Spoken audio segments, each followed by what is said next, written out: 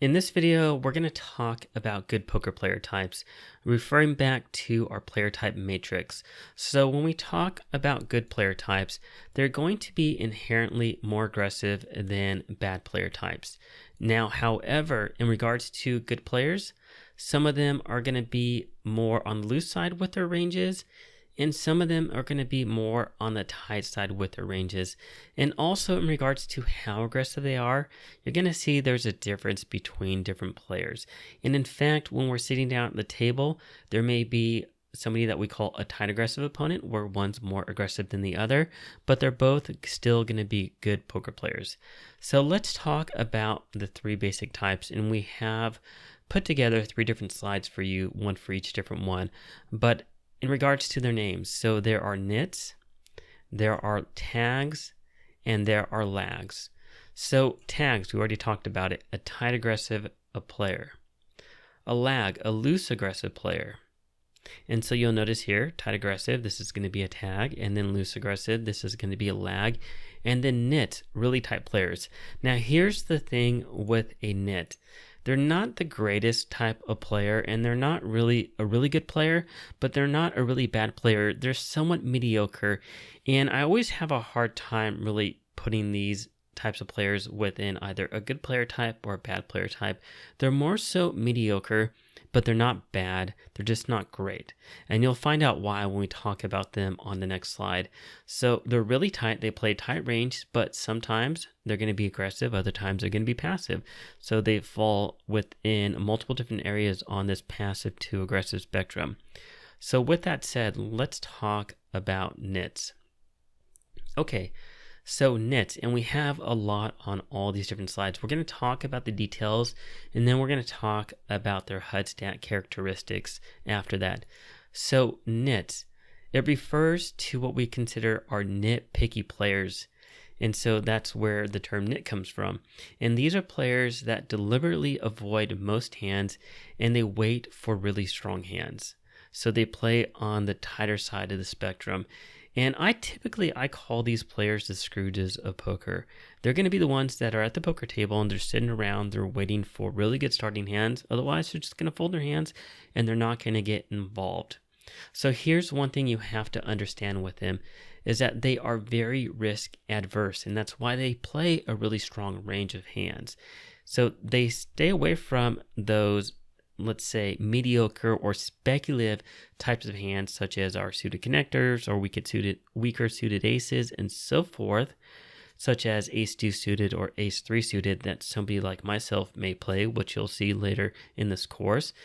And they're just going to throw them in the muck, and they're going to wait to get a really strong hand, and in many times the best of the best starting hands pre-flop. So, and here's the other thing, because they are risk adverse, they're really only going to get involved in big pots post-flop with either a very strong hand or a very strong draw. And typically it's going to be a very strong hand.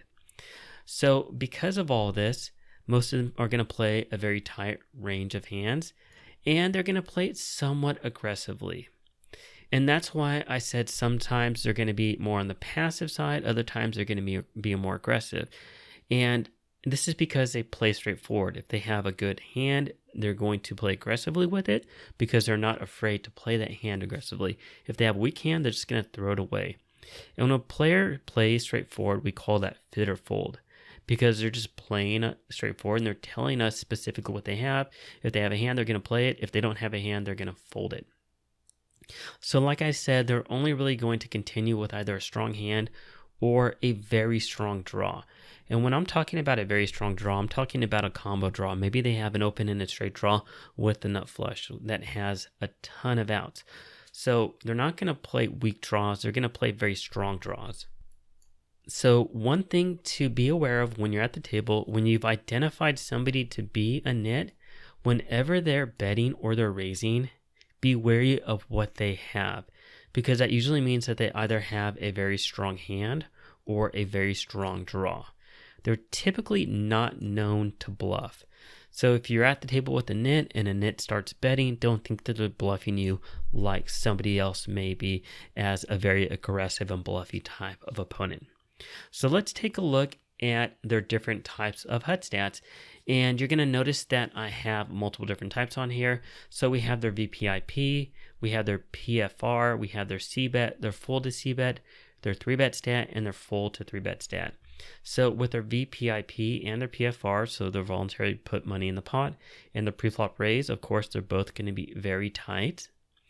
In regards to their post-flop c-betting, it's going to be tight as well because they play straightforward. They have a strong hand or a strong draw. They may bet. If they don't, they're not going to bet.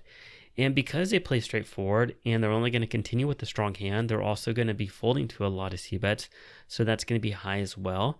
And then same thing for a 3-bet because their VPIP and PFR is fairly tight and they're only going to play the best hands. Well, they're not going to be 3-betting weaker hands. They're not going to be 3-bet bluffing. So this is going to be tight as well. And then of course, they're going to be folding to a lot of 3-bets as well because they're risk adverse. So here's some example HUD stats to pay attention to. And I recommend actually printing this slide out. And actually this slide and all the different slides where we talk about our different opponent types and some example HUD stats.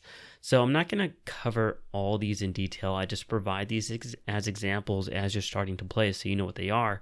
And you're going to know based upon whether it's tight or loose or very tight or very loose. You're going to see as we start playing and progressing in this course where they align with these example HUD stats. But I do want you to pay attention to the VPIP and PFR. So the VPIP and PFR, we commonly use these combined, and this gives us a very good idea of the type of opponent that we're playing with. So you may see that somebody in a 6-max game, that's a nit, they're going to have a VPIP of 15% and a preflop raise of 12%. In a full ring game, it's going to even be tighter. So it's going to be something like a 10% VPIP and an 8% PFR. So just looking at this combination of their VPIP and PFR together is going to give you a very good indication of the type of player that you're playing against. So I include this for all the different type of opponents that we're going to talk about in this section of the course. Okay, so that's nits. So now let's talk about tight aggressive opponents or tags, which is a style that I want you to play. So this is your stereotypical good player type of an opponent. And lots of poker coaches, myself included, we advocate a tag style of play for beginning poker players. So remember, there's nits, there's tags, and there are lags. So why the tag style of poker? Well, it's time tested and it works. And comparing it to a lag approach, it's much more difficult to implement a lag approach, and we'll talk about lags on the next slide, and I'll talk about why that is. So in regards to a tag, comparing it to a nit, we're still going to play a tight range of hands, and when we talk about our preflop ranges in our preflop section, you'll see the type of ranges that we're going to play, but we're not going to play as nearly tight of a range as a nit. So we're still going to play tight, but we're not going to play overly tight. We're going to play what we call a semi-tight range for both our VPIP and our PFR. And if you compare this, if you print this out and you compare it to the nits are going to play much tighter than us. So in regards to a tag, what also makes us different? Well, remember, a nit is going to be very risk adverse and they play straightforward. Well, here's the thing with us as a tag. Both pre-flop and post-flop, we're going to learn how to play our hands aggressively. We're not afraid to raise and re-raise against our weaker opponents. And this includes value betting, includes semi-bluffing, and includes pure bluffs as well, both pre-flop and post-flop. So because we're capable of doing this, we're very tough to play against because we're a very skilled poker player. So we're going to take our skill advantage and we're going to do what we call is exploit our weaker opponents by being aggressive both pre-flop and post-flop with our made hands and our non-made hands. So unlike a nit, a tag is capable of bluffing in opportune spots. And I want to put a little box around this because I think it's important, is we want to look for favorable spots, and in favorable spots we'll bluff. But bluffing is not a huge portion of our strategy at the micro stakes, and you'll see that as we progress in this course. So what this means is that a tag doesn't need a made hand or a very strong poker hand to bet and be aggressive. We just need to know what the right situation is, and if it is the correct situation, then we'll make life for opponents very difficult at the poker table. Now, there is one thing to understand. Just like any other poker player, it doesn't matter if they're a good or weak player. Every poker player is going to have leaks in their game, things that they could improve on. So even a tag is going to have leaks in their game. But the thing is they're not going to have as many leaks as their weaker opponents. So what we have to do if we're playing against tags, we have to do our best to pay attention at the table and find what those leaks are and try to exploit them. Now, if we're playing against a very good tag, we may not find any leaks, and that may just be the case in certain instances. So let's go ahead and let's continue to look at the different HUD stats. So the post-flop c-bet, well, it's going to be more on the moderate side, and you'll notice here anywhere between 40 and 60%, because as a tight aggressive opponent, we're going to be c-betting post-flop for value as a semi-bluff, and then sometimes as a pure bluff. In regards to folding to a c-bet, it's going to be more on the moderate side. It's not going to be as high as a nit, but we're not going to be defending a super wide range. We're going to know when to call and when to fold. So it's going to be moderate. It's going to be anywhere between 45 and 64, 65%. And then in regards to 3-betting, it's going to be anywhere between moderate to aggressive. And so why do I have this as moderate to aggressive? Well, a beginning tag player in this course, I'm going to want you to 3-bet a moderate range. But as you improve your game and as you continue to study and other coaches teach a more intermediate to advanced style of tag play, then there's going to be a lot more 3-bet bluffing in your range. And so your 3-betting range is going to increase, or at least it should increase. And so you're going to see it bump up a bit as to what I teach in this course. In regards to folding to a 3-bet, it's going to be moderate. So it depends on our opponents. We're going to know when to defend and when not to defend. Not to defend against 3-bets. So in regards to the VPIP PFR, in a 6-max game for a tag, it may be something like a 21/18. In a full ring game, it may be something like a 15/12. Okay, so now that we've talked about nits and tags, let's talk about the last player type that we want to talk about in this lecture, and that's our lags, our loose aggressive opponents. And loose aggressive opponents, these are typically going to be the most feared and the toughest type of opponent that you will face at a poker table. These are very tough opponents, and as you improve your game, you may actually transform your game from a tight aggressive approach to a loose aggressive approach. And actually some of you may come into this game playing a loose aggressive approach, but you may have lots of leaks, so you're probably not a lag. You're more so on the weaker side of the game, not being that great of a poker player, but you are trying to emulate a lag, but you're not doing it correctly. But here's the thing, once you're able to play a lag style of game correctly, it's probably the most profitable style of poker in a lot of the micro stakes games and even on up. So why is this? Well, number one, a lag is going to play a much wider range of hands than a tag or a nit, and they will bluff more often. So if we think about a lag, if you sit down at a poker table and there's a good player there and they're playing really aggressive, they're typically going to be what we call the bullies at the table, and they're not going to be afraid to push people around at the table. But here's the thing, they know what they're doing, because on the other end of the spectrum, there are bad players that are just trying to push people around, they're spewing money and everything, but they really don't know what they're doing. They're trying to push people around, but in many times they end up getting stacked because they just play overly aggressive and they don't know what they're doing. So in regards on the flip side, with a lag, they know what they're doing. They know the right spots to do it in. So comparing a nit to a lag, while a nit is risk adverse, lags do not fear risky situations. Instead, they embrace them. And many times you'll see poker coaches playing the style of game, and you're probably thinking that they're spewing off chips and they're playing overly aggressive, but in many instances, they know exactly what they're doing.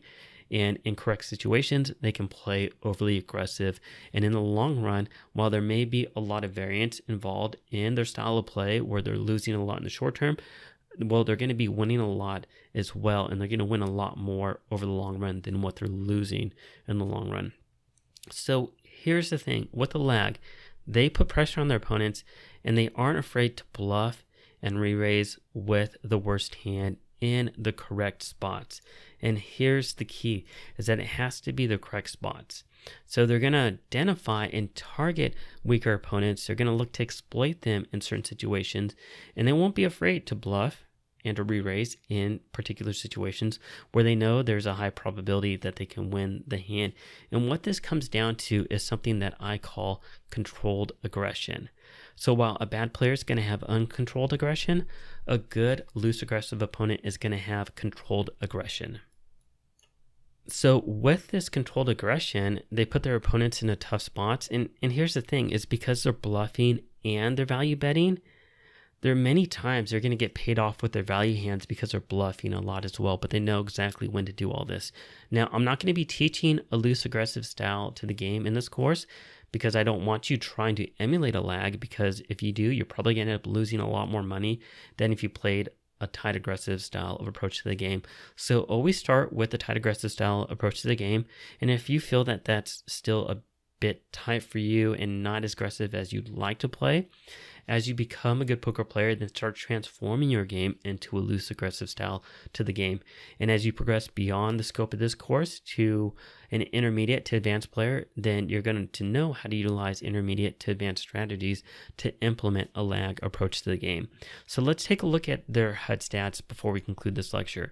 So for the VPIP and PFR, well, of course, it's going to be semi-loose. So it's going to be looser than a nit and a tag. Their c-bet is, of course, going to be higher as well. It's going to be on the loose side because they're going to be bluffing more often, and they're going to be value betting on the thin side as well.